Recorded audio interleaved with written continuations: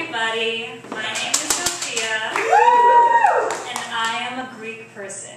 And the first time that I went to Greece, I was 5 3/4, and I went with my mom and my younger sister. And it was kind of a significant time because my dad wasn't with us because my parents were about to get divorced, and they had just separated, so we stayed with my aunt for 2 months. So something significant about this trip also was that I had not one, but 2 close encounters with death. And so we went to Greece, we went to Sigdelo, which is where the village that my mom is from.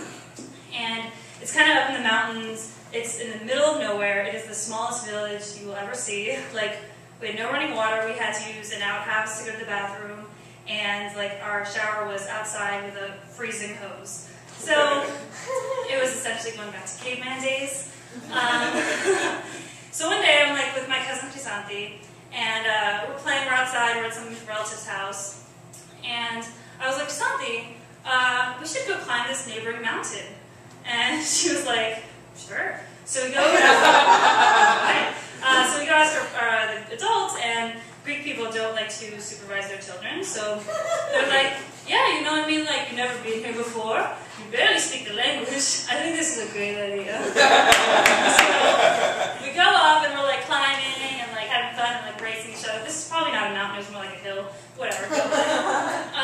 And we're like halfway up, and we look up, and in front of me was a fucking bear. It was a bear. And now I'm not very good at judging distances because I'm a woman. I'm gonna go ahead and say that this bear was like 20 feet away from us. So of course we do like what you're not supposed to do when you see a bear, which is like run away, scream, draw attention to yourself of any kind. And we get back to the adults, and they didn't believe us. To this day, they don't believe us. But Crisanti and I were like, we're there, man, fucking looked at. So that was the first time. The second time, again, we were at some kind of like gathering festivity outside, and I was drinking from this Coke can. And so I took a sip, and then I put it down, and I would go and play, and then I'd come back, take a sip. And one time I came back to take a sip, and I realized there was another Coke can on top of it. And I was like, well, this is weird. So I just took it off, and I went to take a sip, and I felt these like fluttering wings in my mouth. So I immediately spit it out, and thank God I did, because it was a live bee. It was a live bee. I mean, if I get stung, like, no, they'd be like, I don't know where Sigdelo is. Like, that would be the ambulance driver. They'd be like, how do I get there? So apparently, one of my old relatives or something was like, oh my God, I see this bee on this can. I will trap it and save it. Good idea. Ironically, I also remember that this trip was one of the times where I actually like processed death. And it wasn't by the bear or the bee. It was totally random. We were at a relative's house, and they just, like, in passing said something like, you know, the guy before me, he died. And I go, wait, hold the fuck on, you guys, okay? Because I just put the shit together. People die. You know? Do you guys get that? Like, people die. It's like, you either die and that's it, or you go to heaven, and, like, that's huge. You probably, I don't know what happens in heaven. Or you die, and you're reincarnated, and you, like, probably have a shitty family. This is shit. This is awful. Freaked me out. Freaked me out to this day. I still can't really, like, think about death too much, because that's what happens. So the rest of my trip in Greece, it went pretty swimmingly. But then 3 days before we were supposed to go to the States, my mom was at a cafe, and this gypsy came up to her. You know, typical coffee run. And this gypsy was like, I'm going to read your fortune.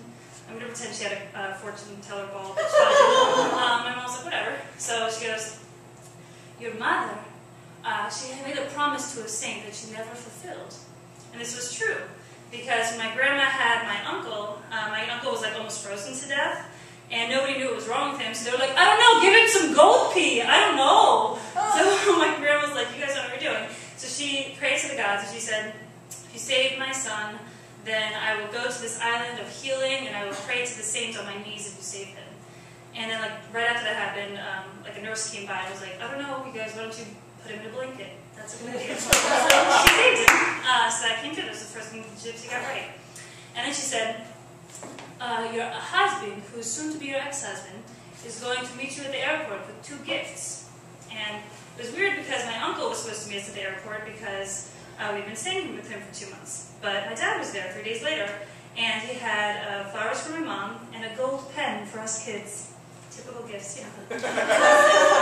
The third thing, and this is kind of sad, but she goes, one of your children will go through something very traumatic, but she will be okay.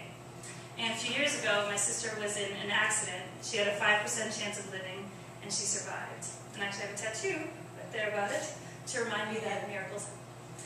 And finally, and this is the one that still has yet to come true, she said, your other daughter, the one that is born on the day of Saint Elia, she'll be very big one day, and she'll be a big success. And the day of Saint Elia is July 20th, and that's my birthday.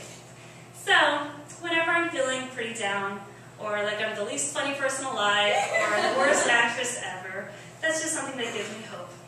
Because it came from a gypsy, you guys.